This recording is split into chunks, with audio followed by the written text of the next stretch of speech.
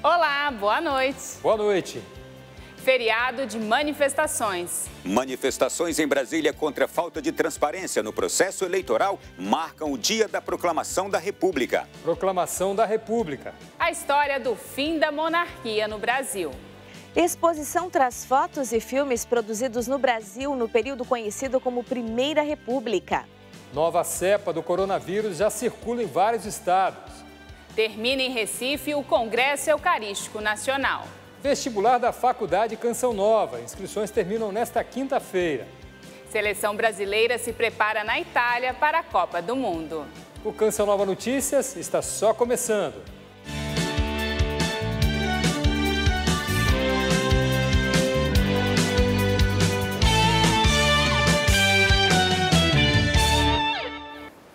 Os próximos dias vão ser movimentados para o Papa Francisco. O Santo Padre vai cumprir uma agenda que contém viagem, encontros e momentos de oração. Os detalhes com nossa correspondente em Roma, Joyce Mesquita.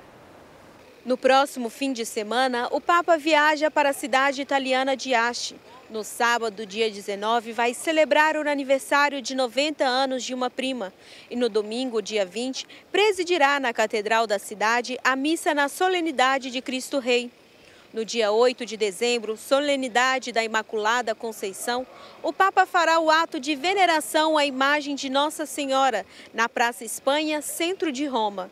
Evento que volta a contar com a presença dos fiéis depois da pandemia.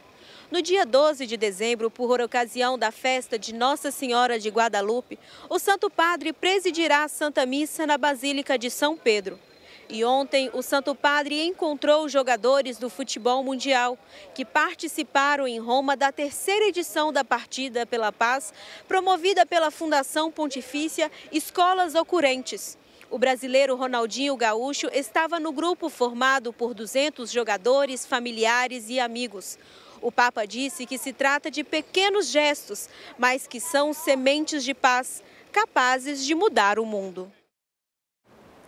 De Roma, nós vamos agora para São Paulo, porque nesse 15 de novembro, dia da proclamação da República, tem muita gente trabalhando na maior cidade do Brasil.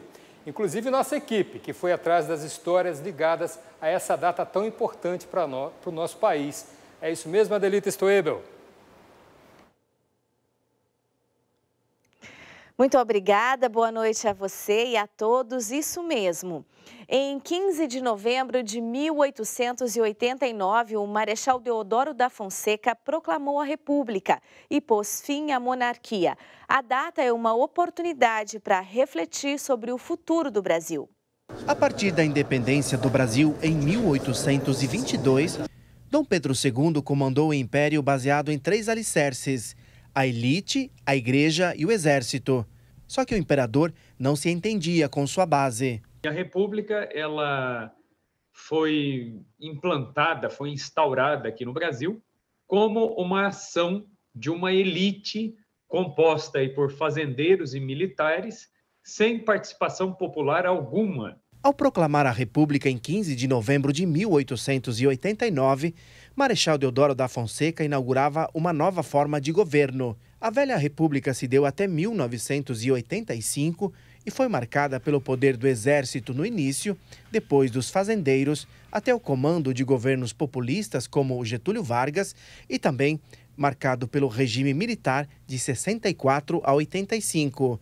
Dali em diante, o período é chamado de Nova República. A ideia da República é uma ideia de que o poder emana do povo, o poder vem do povo, a fonte do poder é o povo, é a vontade geral das pessoas que deve determinar os rumos, né, de uma nação e de um povo, né?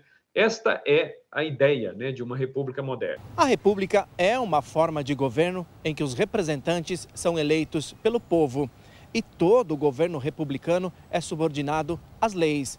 É nesse modelo também que o poder é dividido em 3 partes: o executivo, o legislativo e o judiciário.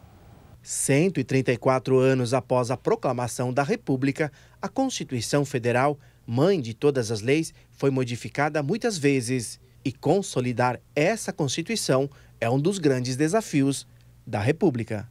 Talvez o maior desafio da República Brasileira seja, de fato, promover uma participação do povo, né, nos assuntos políticos. E a lei deve refletir aquilo que o povo realmente deseja e não o conflito de interesses. E a República é tema de uma exposição em cartaz na Avenida Paulista, aqui em São Paulo. A mostra é de graça e os visitantes podem ver fotos e filmes produzidos no Brasil no período conhecido como Primeira República, entre os anos de 1890 e 1930. Fotos antigas do desenvolvimento urbano das cidades de São Paulo, Rio de Janeiro, Porto Alegre, Belo Horizonte, Recife e Belém. São destaques na exposição Moderna pelo Avesso, que trata o Brasil da Primeira República, entre 1890 e 1930. Sendo que a proclamação da República foi proclamada só um ano depois da abolição da escravatura, e todas as contradições aí que a gente pode ver nessas cidades brasileiras, nesses processos de reforma urbana, são o assunto dessa exposição. A exposição também traz muito do cotidiano daquela época. A ideia é fugir dos registros oficiais e trazer um pouquinho do dia a dia das pessoas. A gente tentou se afastar de fato desses registros mais oficiais e trazer um pouco aí da pulsação da vida nas ruas dessas grandes cidades nesse momento. Essas pequenas fotos das pessoas nas ruas, casas e praias podem ser vistas nos detalhes por meio de uma lupa. Anaíra é arquiteta e mora em Recife. As particularidades da sua cidade natal e imagens antigas chamaram a atenção. Pude também acompanhar algumas imagens de lugares que eu presencio hoje e não tinha noção assim do processo de construção, de alguns momentos que estão expostos aqui. Em cartaz até fevereiro de 2023, a exposição tem entrada de graça e funciona de terça a domingo, sempre das 10 da manhã às 8 da noite. Uma aula de história para quem gosta de fotografias e de cinema. Esse ambiente de patrimônio, de memória, de história, então eu gostei bastante e com certeza atingiu as expectativas. Os livros de história sempre nos apresentaram a proclamação da República de uma forma quase que romantizada. Mas a grande verdade é que políticos, grande parte dos comerciantes e os militares da época estavam insatisfeitos com Dom Pedro II e se uniram para derrubar a monarquia. A repórter Camila Castro é quem conta pra gente. Grande marco para a história do Brasil, a proclamação da República foi resultado de um golpe de Estado organizado por militares do Exército e aliados do movimento republicano. O Exército, após a Guerra do Paraguai, os soldados militares se sentiram desprestigiados pela coroa, por Dom Pedro II, especialmente Deodoro da Fonseca, que era amigo pessoal do imperador. Foi um golpe porque existia um governo, um Estado de Direito, que era o Império, a monarquia. Dom Pedro II era o imperador. Existia uma Constituição, que é a primeira Constituição da história do nosso país, a Constituição de 1824. Na época, Marechal Deodoro da Fonseca era chefe de exército e reuniu militares e também apoiadores do movimento para invadir a Praça da Aclamação do Rio de Janeiro e fazer a derrubada do governo monárquico. Com isso, no mesmo dia, Deodoro da Fonseca assinou um contrato provisório que lhe daria autonomia para governar o país até que fosse elaborada uma nova Constituição, já que a antiga ainda defendia a monarquia como principal forma de governo. O imperador Dom Pedro II havia criado uma grande briga com a Igreja Católica por interferir nas questões religiosas. O regime monárquico já não conseguia atender às necessidades sociais do povo. O baixo clero e os profissionais liberais, tais como comerciantes, agricultores, médicos e outros, estavam insatisfeitos com o cenário político do país, pois não tinham poder de decisão. Nós, historiadores, costumamos dizer que o Brasil ele dorme monarquia e acorda republicano.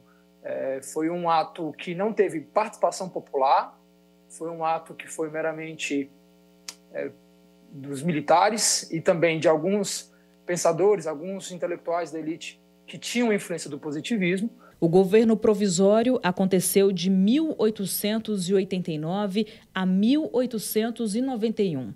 Nele se estabeleceram as instituições republicanas e a resolução dos problemas causados com o fim da monarquia, até a promulgação da nova Constituição. Em 1891, aconteceu a primeira eleição indireta para presidente. Com a instabilidade política enfrentada pelo país, Deodoro da Fonseca venceu no Congresso a disputa contra o candidato civil, Prudente de Moraes. Ao todo, o mandato constitucional do presidente durou 9 meses. Nesse período, é possível citar as instabilidades causadas pela Lei de Responsabilidade Fiscal proposta pelo Congresso. A lei colocou em risco a continuidade do governo, que enfrentava outras crises econômicas. Diante da situação, Marechal Deodoro fechou o Congresso no dia 3 de novembro, além de estabelecer o estado de sítio e a prisão de políticos opositores. Que república nós temos? Qual democracia vivemos? Porque mais de 100 anos após a proclamação da República, após a nossa democracia em vigência, nós ainda temos muitos pontos a serem questionados.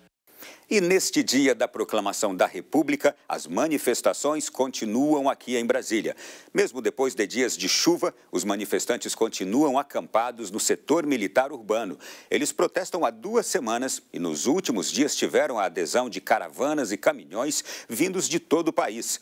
Entre as reivindicações, eles protestam contra o bloqueio de canais conservadores nas redes sociais, a falta de transparência no processo eleitoral e de equidade na disputa entre os dois candidatos à presidência. Nós ficamos por aqui. Amanhã a gente retorna com mais informações de Brasília. Boa noite a todos. Ronaldo, obrigado. Bom descanso para todos aí. O tráfego na ponte Rio-Niterói foi totalmente liberado no final da manhã desta terça-feira. Os quase 14 quilômetros de ligação entre as duas maiores cidades do estado do Rio foram totalmente interditados ontem.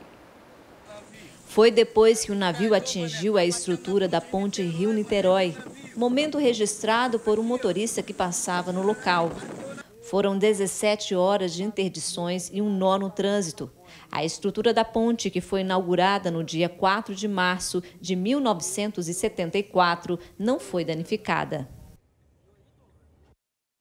E chegou a hora de falar da previsão do tempo. Nesta quarta-feira, a atuação de um novo fenômeno vai deixar as nuvens ainda mais carregadas.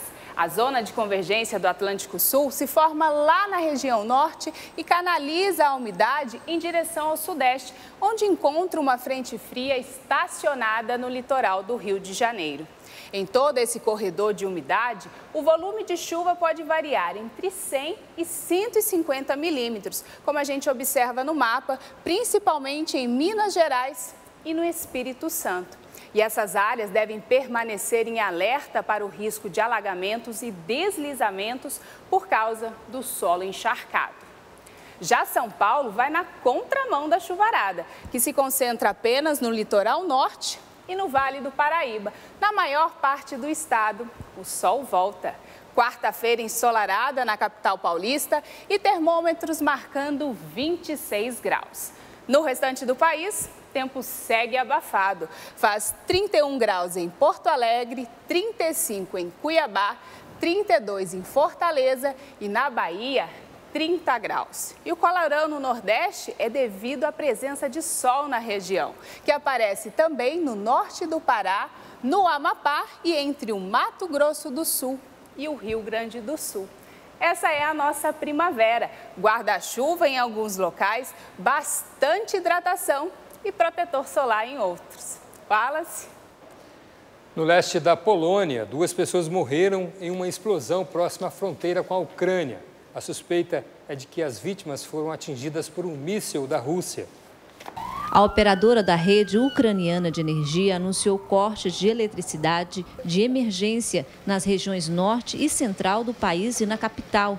Os ataques aconteceram dias depois da retirada das forças russas da cidade de Kherson, no sul do país, que coincidiu com a cúpula dos 20 países mais ricos do mundo em Bali, dominada pela discussão sobre a guerra na Ucrânia.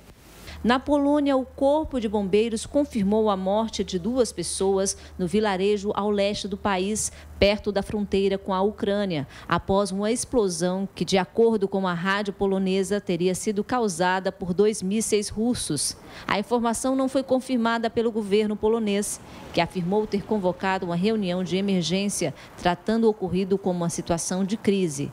A Polônia também é membro da OTAN e a possibilidade de mísseis russos terem atingido seu território acendeu o alerta, causando tensão nos países vizinhos, que se disseram dispostos a defender o território dos países membros do tratado. O Pentágono americano disse que ainda não poderia confirmar relatos de que mísseis russos cruzaram a Polônia perto da fronteira com a Ucrânia, por não ter novas informações. Na Indonésia, líderes das 20 maiores economias do mundo ouviram por videoconferência o presidente da Ucrânia. Zelensky apresentou um plano de paz depois que as forças ucranianas reconquistaram o território de Kherson. Depois de 8 meses de ocupação russa, a região foi retomada por forças ucranianas. O presidente Volodymyr Zelensky defendeu na cúpula do G20 que a guerra pode estar perto do fim. Ele apresentou um plano de paz com base nas deliberações das Nações Unidas e do direito internacional, que inclui caminho para a segurança nuclear e alimentar, um tribunal especial para crimes de guerra russos e um tratado final de paz com Moscou. Aos líderes do G20, Zelensky pediu: façam a Rússia abandonar as ameaças nucleares e implementem um preço limite para as importações de energia de Moscou. O líder ucraniano disse ainda que a Rússia está tentando usar o frio do inverno europeu como arma contra os ucranianos e afirmou que 40% da infraestrutura de energia do país foi destruída. O presidente russo Vladimir Putin não participa da reunião do G20. Ele é representado pelo ministro das Relações Exteriores, Sergei Lavrov. Uma nova cepa do coronavírus está em circulação no país. O número de novos casos tem despertado a atenção das autoridades de saúde. Estados como Rio Grande do Sul, Amazonas e Rio de Janeiro já identificaram a circulação da nova subvariante do coronavírus, a Omicron BQ1. Por isso, a expectativa das autoridades de saúde é que nas próximas semanas o número de casos de Covid-19 volte a aumentar. Então, essa variante, ela surge, né, também, como eu falei, dentro dessa consequência natural da evolução do vírus. E qual que é o impacto disso? O impacto é que pessoas que já pegaram a Covid antes voltam a ficar susceptíveis, né? Então, a susceptibilidade aumenta e a questão da resposta da vacina também, ela diminui um pouco a proteção. Mas cabe ressaltar que essa redução de proteção é mais em relação à infecção. Quer dizer, mesmo vacinado, às vezes eu posso me infectar. Mas é muito bom estarmos atentos que a vacina continua protegendo contra formas graves, e isso é o mais importante. Demildes testou positivo para a Covid-19 no início da pandemia. Na época, teve os sintomas comuns, mas 2 anos depois, ainda tem sequelas da doença. Sim, perdi o paladar, perdi o cheiro, e me deu febre, fiquei muito gripada. Mas foi o sintoma que eu tive aquele sintoma de falta de ar. E essa sequela eu fiquei com ela até hoje. Eu não sinto paladar e nem o cheiro. Segundo este infectologista, os sintomas dessa nova cepa estão diferentes daqueles registrados nos primeiros casos. Então, hoje em dia, os sintomas da Covid são muito parecidos com o da gripe, né? É febre alta, mialgia, fadiga, né? A pessoa fica com aquele desânimo, aí começa com dor de garganta, depois vem a tosse. Então, nesse momento, está muito difícil diferenciar. Apesar das diferenças, as orientações de prevenção continuam iguais. A experiência que a Covid nos deu em relação aos cuidados, né? Se eu estou tossindo, eu estou com febre, eu preciso me afastar, eu preciso fazer um teste, eu preciso ser avaliado para não infectar meus colegas, né, de escola, colegas de trabalho. Então, a gente precisa ter essa consciência e precisa seguir sempre essas medidas de higiene, né, que é lavar sempre as mãos, né, usar máscara, né, em ambientes de maior aglomeração, sempre manter as janelas abertas, né, a circulação de ar é fundamental. Então, essas são as orientações para esse momento. Uma norma global de segurança revela que adulterações em alimentos são cada vez mais comuns. A fraude acontece quando a matéria-prima industrializada sofre alteração. É isso mesmo, Elane. E a falsificação de produto pode também ter como finalidade o ganho financeiro, mesmo quando o consumidor sai perdendo nessa escolha. Isabel gosta muito de café, mas quando experimenta um produto de marca mais popular, o gosto é inferior aos cafés puros, torrados antigamente na casa da vovó. Eu acredito que ele deve ter algum tipo de mistura, não é o café puro. Até porque, até para as indústrias, isso sairia mais caro, né? Se fosse o café puro, né? Sim. Imagina aquele café de antigamente dos nossos avós, que às vezes torravam em casa, não sei se você lembra disso, mas no tempo da minha avó, ela torrava em casa e ela moía mesmo, e a gente tomava esse café em casa. E o gosto? Gosto de café, né? Esse gosto diferente que a Isabel percebeu no café é o chamado alimento adulterado pela indústria, e sempre o consumidor pode encontrar nas prateleiras de supermercados. Por meio de uma lista baseada nas maiores reclamações que chegam ao Ministério da Agricultura e Vigilância Sanitária, analisamos alguns itens. Azeite. Para adquirir o produto, é bom checar os ingredientes e a denominação do rótulo, pois muitos vêm misturados com óleo de milho, de palma ou de avelã. Açafrão. Uma das especiarias mais caras do mundo todo. Por isso, o açafrão pode ser falsificado. Normalmente, a mistura acompanha amido, corante amarelo e gelatina para imitar o original. Suco de laranja. O suco de laranja quase sempre contém outros sucos, como uva, extrato de páprica e de flor de calêndula. Já foram detectados fungicidas e algumas fórmulas que alteram o produto original. O mel, de acordo com o levantamento do jornal Of Food Science, praticamente 1/3 de todo o mel comercializado nos Estados Unidos é apenas uma mistura de xarope de milho, frutose e glicose. Para saber se é puro, deve-se observar a capacidade de cristalização. Até na hora da gente tomar o nosso bendito cafezinho, é possível que você não esteja degustando o grão puro de café. Pode ter muita mistura aqui. O café, por exemplo, são acrescidos milho, cevada, o centeio e até madeiras e cascas de árvore na sua composição, tá? Então é importante ficar atento. O leite também é um produto que é bastante adulterado, incluídos aí água, soro de leite aí coalhado e até soda cáustica, né? Já foi encontrado. Vamos falar agora de Copa do Mundo no Catar. Os jogadores da seleção brasileira já estão em Turim, na Itália, para a semana de treinos. As primeiras movimentações em campo começaram nesta segunda-feira. O Brasil estreia na semana que vem contra os sérvios.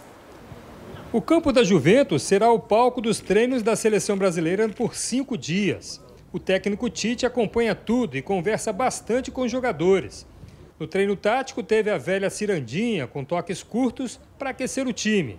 E o ensaio de tabelinha na entrada da área. E para fechar a conta, tem drible do boneco e chutão para testar o goleiro. Que defesão, hein? A rodada de treinos termina na sexta-feira e o voo para Doha acontece no sábado, dia 19. A estreia na Copa do Mundo será contra a Sérvia, na quinta-feira, dia 24 de novembro, pelo Grupo G. E que a rede balance desse jeito na hora que o time de Tite estiver cara a cara com os adversários. Desde a última sexta-feira, religiosos e leigos fazem de Olinda e Recife uma arquidiocese ainda mais adoradora. Duas das mais importantes cidades brasileiras receberam pela segunda vez uma edição do Congresso Eucarístico Nacional. Emerson Tersigni. A 18ª edição do Congresso Eucarístico Nacional chegou ao fim nesta terça-feira. Foram 4 dias repletos de atividades que proporcionaram aos participantes uma verdadeira imersão no real sentido da Eucaristia. O evento teve início na última sexta-feira, 11 de novembro, com centenas de bispos que lotaram a Catedral de Olinda, dedicada ao Santíssimo Salvador, para rezar a liturgia das horas. O episcopado também ganhou uma réplica da cruz peitoral de Dom Helder Câmara, que se encontra em processo de beatificação, sinal de simplicidade para servir melhor. O fim de semana ficou marcado por 2 momentos especiais. A oração do Santo Terço nos santuários marianos da Arquidiocese de Olinda e Recife, com a participação do povo de Deus, e a Vigília da Juventude no Centro de Convenções de Pernambuco, onde milhares de jovens escolheram a melhor parte, a de testemunhar a alegria de ser de Deus. Nos dias de congresso, os participantes puderam visitar exposições como a dos Servos de Deus e Veneráveis do Nordeste, além da participação em simpósios e catequeses públicas com temas voltados à Eucaristia. Troca de conhecimento edificante e que certamente ajudou bispos, padres e todo o povo de Deus na caminhada cristã. E o que fica de legado permanente para a Arquidiocese de Olinda e Recife, a Casa do Pão, aqui na Rua do Imperador, região central da capital pernambucana, que você confere a partir de agora nesta reportagem. –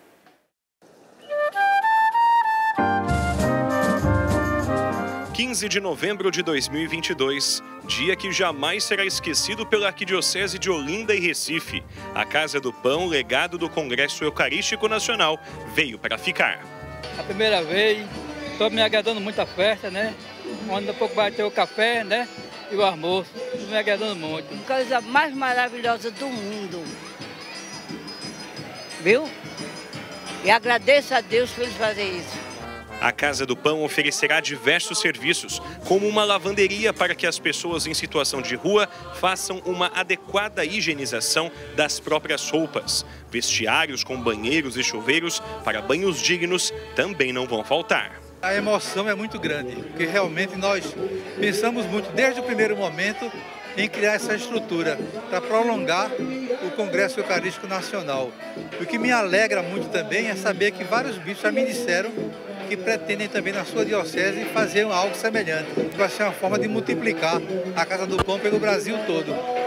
E os pobres serão beneficiados com isso. Aqui na Rua do Imperador há cerca de 400, 500 pessoas que são servidas, não é, semanalmente por grupos diferenciados aqui nessa Casa do Pão provisória.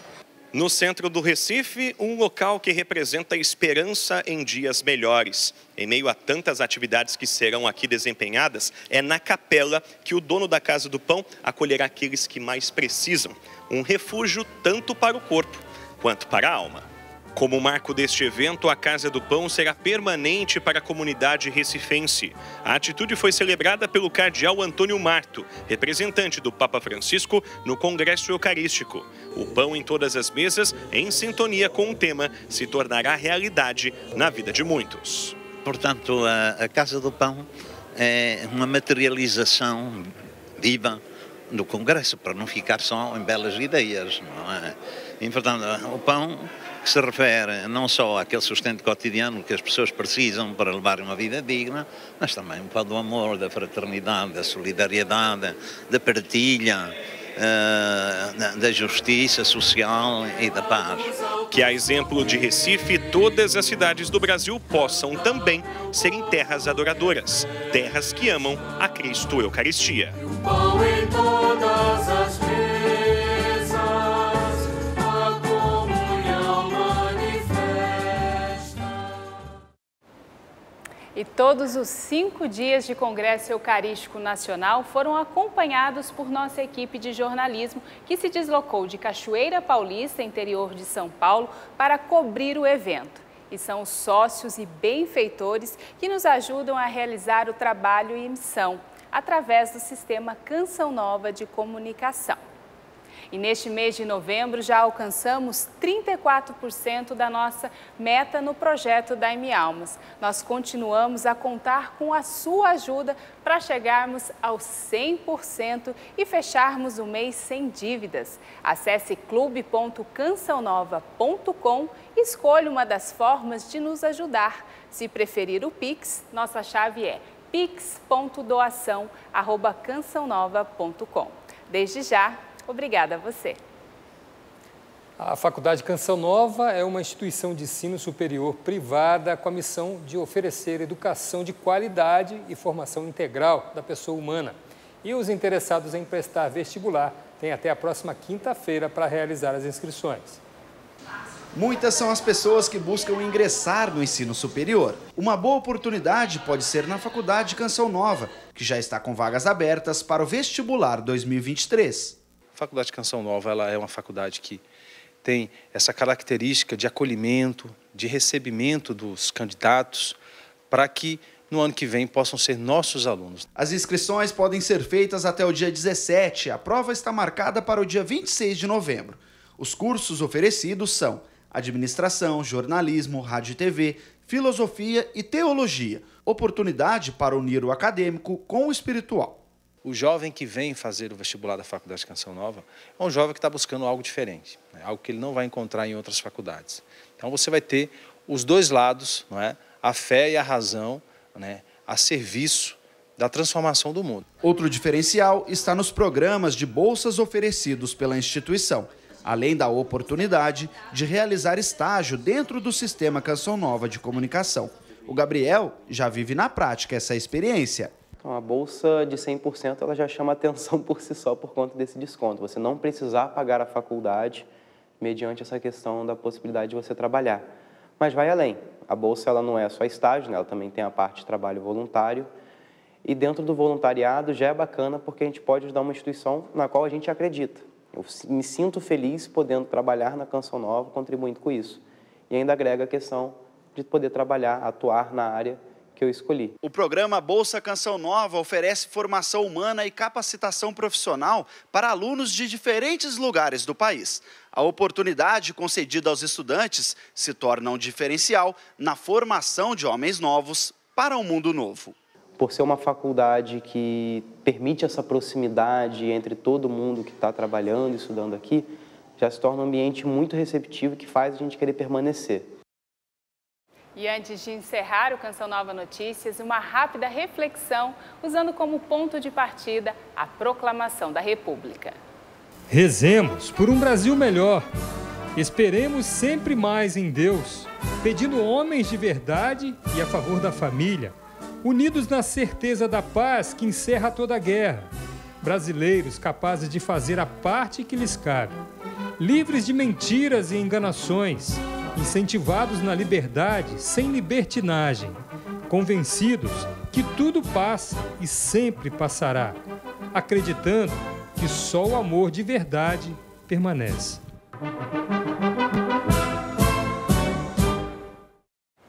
E chegamos ao fim de mais uma edição do Canção Nova Notícias. Reveja as nossas reportagens que já estão disponíveis no portal noticias.cançãonova.com. Uma ótima noite para você. Boa noite e bom final de feriado para você.